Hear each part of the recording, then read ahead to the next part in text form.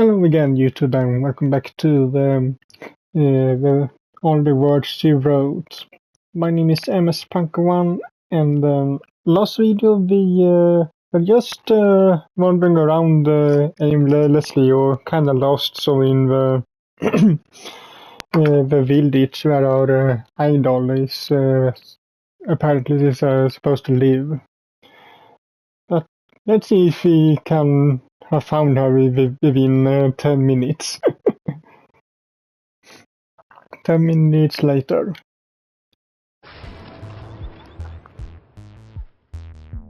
Where in the world am I? Apparently we didn't find her.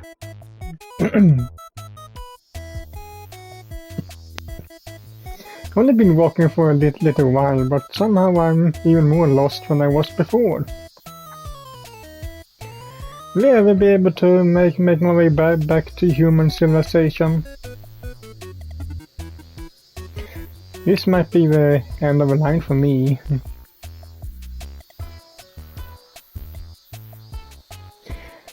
Even if I do escape from all these creepy sunflowers, a quick glance at my phone tells me that I'm already late for my meeting with Hydri. There's no way she ever hired me now. Forget about making a good first impression, or even a passable one. I haven't come face to face with my idol yet, and I've already blown my chance. My mother was right to worry about me. I really am stupid. What am I going to do now?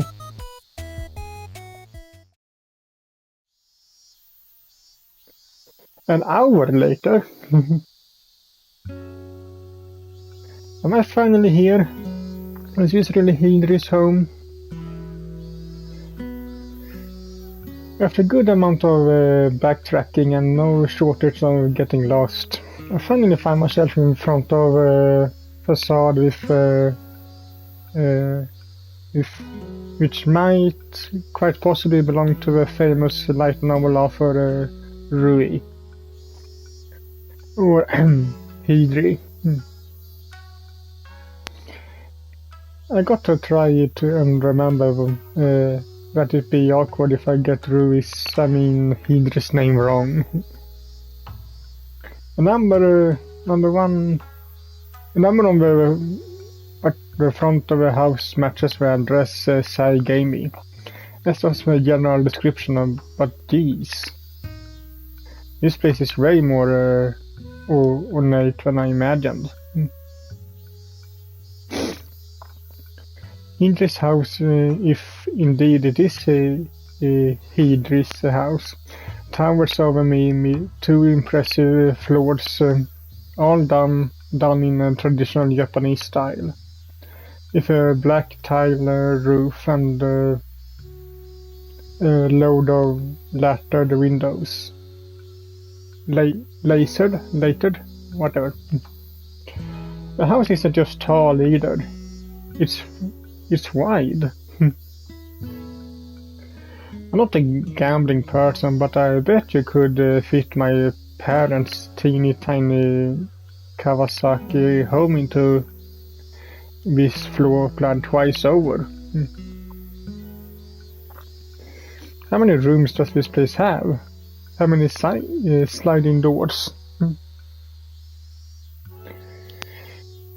If interior as a tradition, if interior is as traditional as the exterior, it's probably have a pretty open floor plan with spacious tatami rooms, but even so. This place doesn't look like a house at all, not by my metric at least. As a city dweller, it looks way more like an inn, or maybe a hot springs resort. Got to be room in there for a karaoke booth, plus a bunch of ping pong tables. Now I feel like I should look around for a vending machine or two.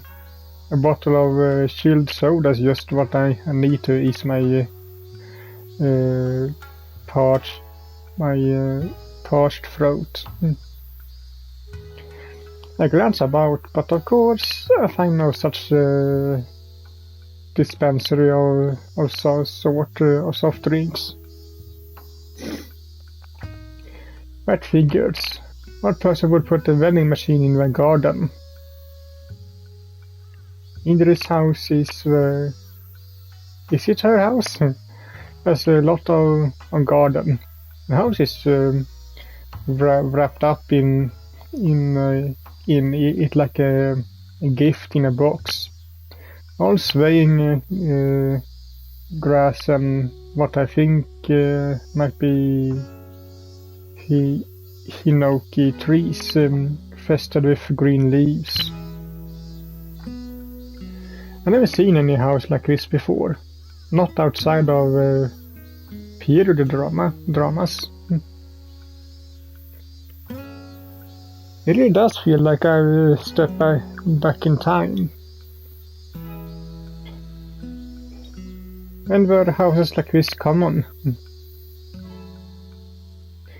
It has a real Meiji era look to it, like the village it's situated in, but I doubt many people had houses like this even way back then. It's way too extravagant. An average family never would have been able to afford something like this. This is like a real samurai residence. I wouldn't be surprised to learn some feudal warlord had lived here in centuries past, ruling it over all the little people. This place is amazing, but it's also kind of intimidating. I can hardly believe Hidri has been living in this place, all alone for years. Doesn't she ever get freaked out at night?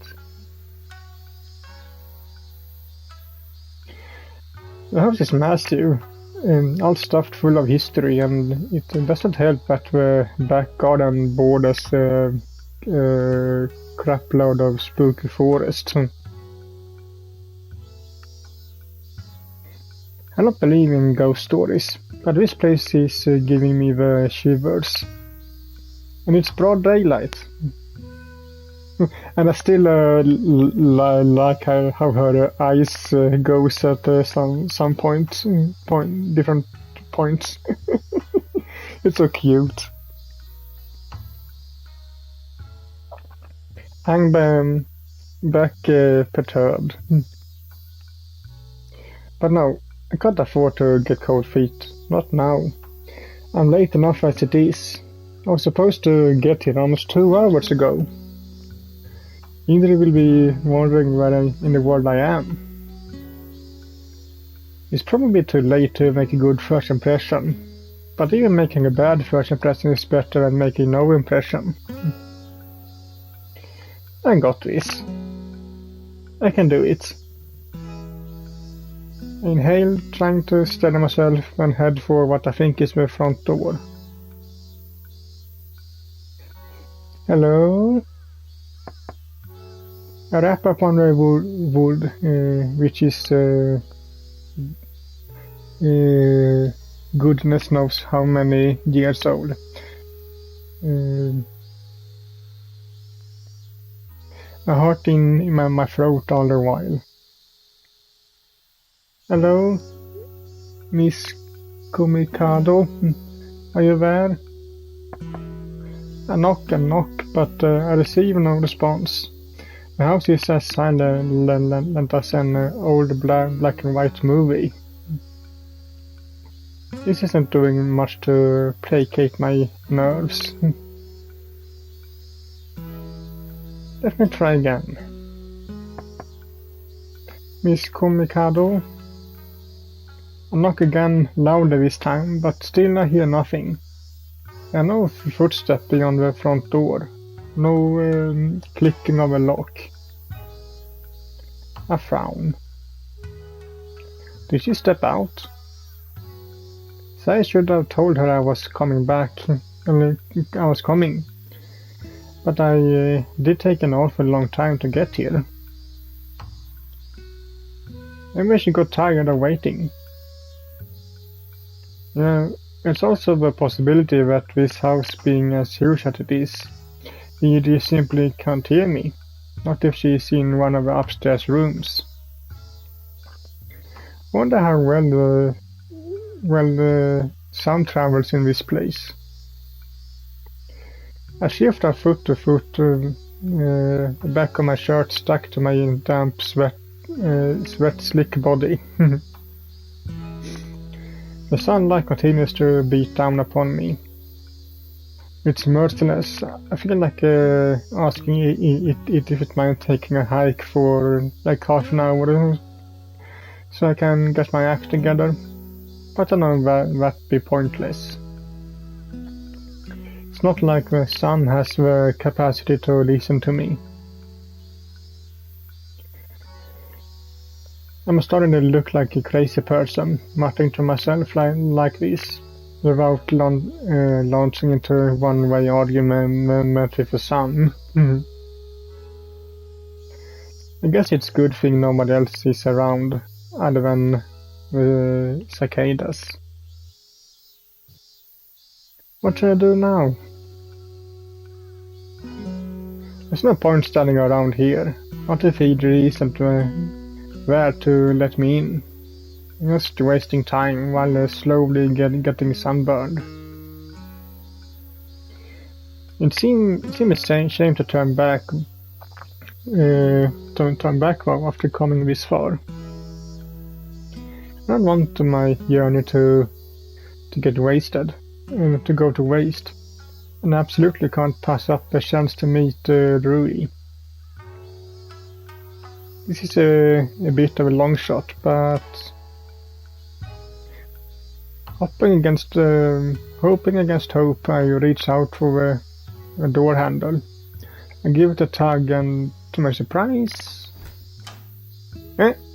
really? It offers no resistance. The door opens inwards, allowing me access into Hydri's home. No way. Can't believe that worked, and so easily too. For a few moments I titter helplessly by the front door, and didn't Jimmy it open. Idris left it unlocked, but heading inside would feel like a step too far. Don't want to trespass on Idris' private property. This place is so old it probably has a ghost or two. Angering the restless spirit seems like a pretty good way to go about getting cursed. Not that I believe in ghosts, of course. It's all nonsense.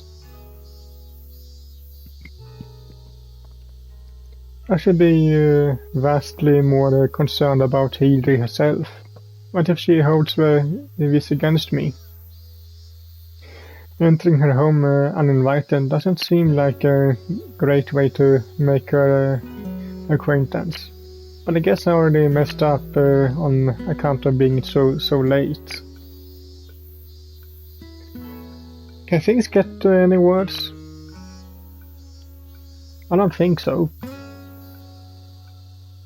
Really, I try to reason with myself.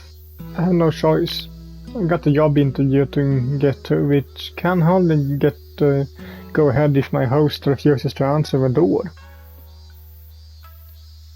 It's not like I'm stopping by unannounced. He knew I'd be coming here. I'm not a trespasser, and I'm definitely not a thief. I know motives are pure. And nothing to feel guilty about. I don't want to keep hanging around outside. The heat is intense. Alright, Mayu. I slap my cheeks with my damp, sweaty palms.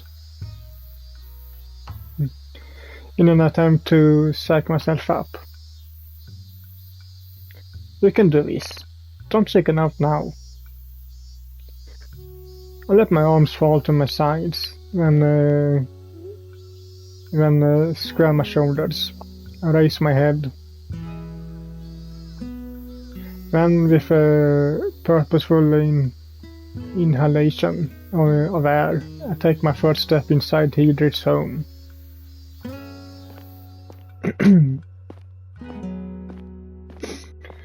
The interior of her home is just as spacious as the exterior, and just as dated. The entrance hall is floored with smooth wooden planks, and the ceiling is supported by wooden beams. This place might be large enough to function as an inn, but there's no check-in counter by the double doors. It's definitely a person's home. The shoes by the door and the coat on the rack attest to that much, but it's nothing like any home I've been in before. It really does resemble a samurai residence. Whoa. I exhale, enchanted by my surroundings. I wonder how old this place is. I feel like I should be paying a fee to look around here. I bend and slide my shoes off at the front door, next to a pair of beaten up sneakers, which presumably belongs to Hidri. These off-white shoes, scuffed from years of wear, look very out of place in the otherwise pristine entrance hall, as do the coats on the rack. If it wasn't for these choice items, the house would look almost unlived in. Where could my enigmatic host be? Maybe she appear if I call for her, like you would a cat. Here, Hidri, come on, girl. Don't be shy. I won't bite. Come on. Yeah, maybe not. It seems unlikely. Worth a try. I banish that thought from my mind while walking through the hallway. I can see a whole bunch of sliding doors lining the hall. All of them tightly shut. I can't hear any noises emitting from beyond them. I don't think Hidri's on the ground floor. Maybe she's upstairs. I double back on myself to the grand staircase in the entrance hall and head up. Now on the second floor, I pause to scan my surroundings. The hallway up here is wooden too, with windows inlaid into the walls at various intervals. Sunshine spills into the hall, casting squares of light against the floorboards and the cream walls. This house looks pretty clean from what I can gather, but not in the way my parents' home does. It's too clean to feel truly lived in. Less a home and more a diorama. I do see, however, when I pass a window that the sills are thick with dust. They need a good wipe down, and the window pans themselves are grimy. When was the last time they had a proper cleaning? I make a mental inventory of all the chores that needs doing as I search. All the doors here, like those downstairs, are shut. I can't hear any noise beyond them. Maybe Hydri really isn't here. Or maybe she's asleep. A frown.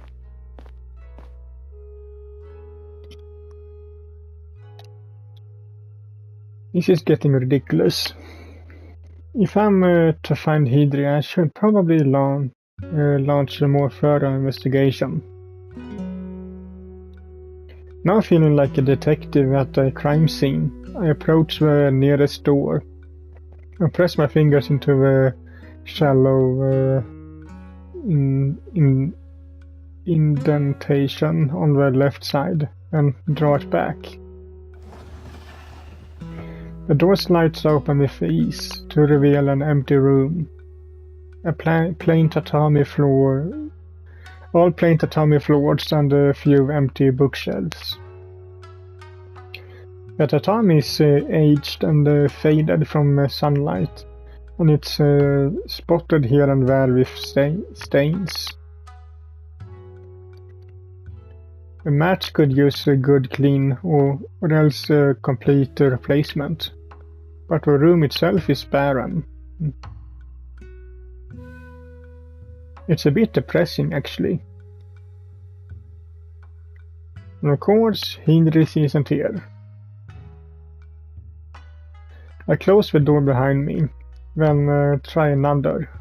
It's the same story over here, however just bare tatami. I tell myself that the third time is the charm and move to the next room. This door slides open as easily as the rest. But the room beyond it could be more different.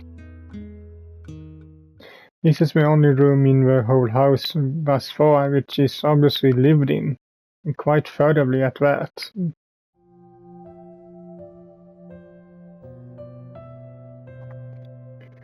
The curtains in the room are drawn, which lends it dim, dreary appearance. It takes my eyes a few more moments to adjust to the murk, but when we do, I gasp. The floor is tatami, or at least I think it is. It's hard to tell given it's scattered with detritus, empty food packages, plates, and discarded clothes. There are a table set up in one corner of the room, with two computer monitors and a fancy keyboard resting on it. There's a bin beneath this table, which is overflowing with yet more trash. There's a bed in the corner of the room. Its sheets rumpled, and lying upon the bed I can see a young woman. No, she was sleeping.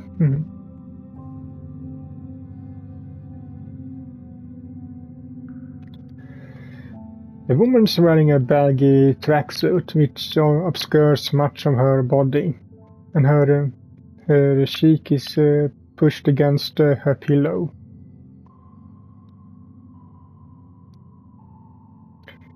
She doesn't stir even as I swim my way through the garbage ocean to her side. She's still unresponsive, just like a doll. Or maybe I think if she were a corpse. Oh my goodness. A soft exclamation falls from my lips. Doesn't quite sum up the seriousness of the situation, or the intensity of the emotions I'm currently feeling. There's something very, very wrong with this woman. The stillness seems almost unnatural, Maybe she was robbed. That explains the unlocked front door of a messy room. I've seen scrapyards more ordinary than this. Trespassers must have broken into Heather's home. They creeped into her room and knocked her unconscious. Or worse. Then they tore through her drawers, taking all the valuables they could. In that case, why would they leave computer screens? Is that what happened? Doesn't sound too unlikely. If that's the case, I should call the police, or maybe an ambulance. That would be for the best. Oh, what would be for the best? When did all this happen anyway? What if I'm too late? E3. I descend upon the hopefully only comatose and probably not dead woman lying on the bed. Now suspect is my potential future employer, and the author of my favorite light novel series. Idri, are you alright? Answer me. I have enough self-awareness to ponder. Though vaguely, it is probably a bit rude, addressing Hidri with such familiarity upon our first meeting, but manners don't seem to matter too much. Corpses are notoriously non-picky about the way they are spoken to. Oh please, don't let her be a corpse. Just let her be unconscious. If I learned anything from the crime dramas my dad likes, is that the people who find the corpses are always high on the list of potential suspects.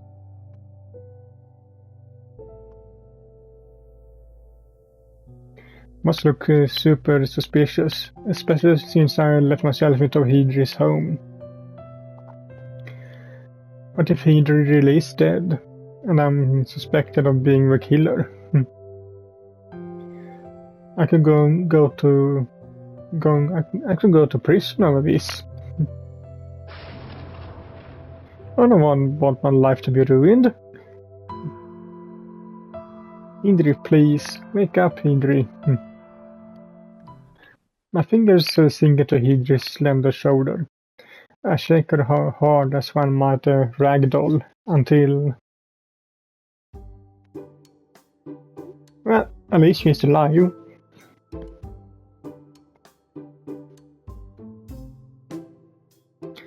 A soft sound escapes from Hidri's lips. It's a small sound muffled by her sheets, but it's unmistakably a sound. She isn't dead after all. Oh, happy day. I won't have to call the police, and I won't get called in for questioning, and I won't end up in a cell. Or maybe she still will, since she is technically trespassing. Unlawful entering, but still. I'm so happy I could cry or kiss Hidri, or both. Hidri, oh thank goodness. Thank goodness.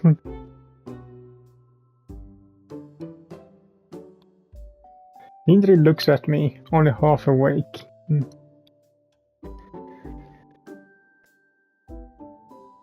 I'm Mayu.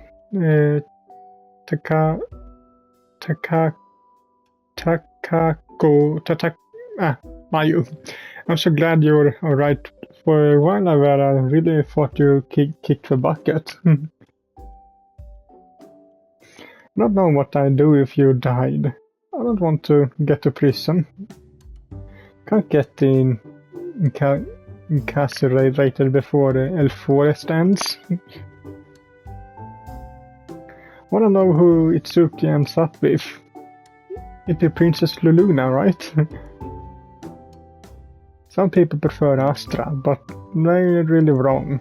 Astra's cute, yeah, but she doesn't have the same chemistry with Itsuki that Luluna does. You agree with me, don't you, Hidri? I'm sure you do. You're the one who made Princess Luna after all. You must know how wonderful she is. Oh, Hidri. My breath hitches in my throat. I was so consumed with the fear Hidri might, have croaked. It didn't really click that she's the author of Elf Forest, not until now.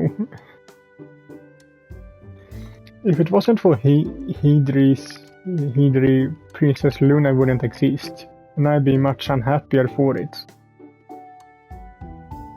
I owe this woman a great debt. I couldn't tell her how much I love her. I'm no author, not like Hidri, and words just aren't enough. Oh, Hidri, I'm so glad to meet you, and I'm really glad you were not dead. I reached out, overwhelmed, meaning to pull my idol into a warm embrace.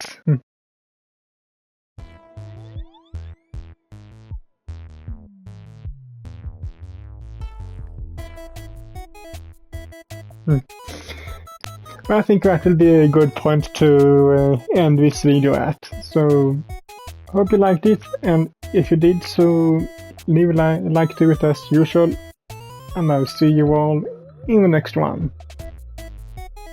Bye.